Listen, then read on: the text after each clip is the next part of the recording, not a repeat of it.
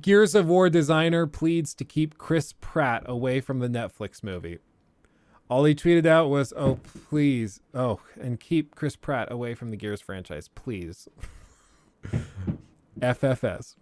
For fuck's sake. It's just so funny to me. And then people went on, and naturally, because it's Twitter, they went on and photoshopped a bunch of Chris Pratts into Gears of War.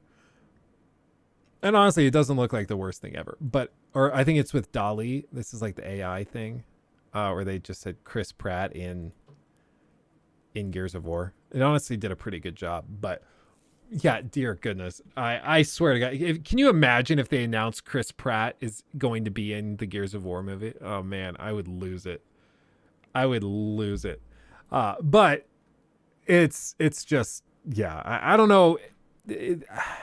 I think it's always been this way to a certain extent. I think when people are like, oh, Hollywood now just puts movie stars in movies and then they don't worry about chemistry or who's the best for the role. I think it's always been that way. I think like the exceptions to the rule where they cast somebody unknown and then it happened to blow up into a cult classic movie. That was like, that still happens today. It's just rare, you know, but when it's successful, it really explodes in popularity. But nowadays, like, it is true. All of these companies just being like, okay, we have generic action movie X.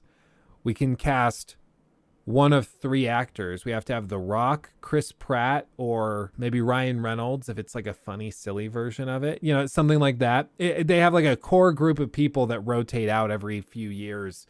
Like for a while, Tom Cruise was the action movie superhero dude.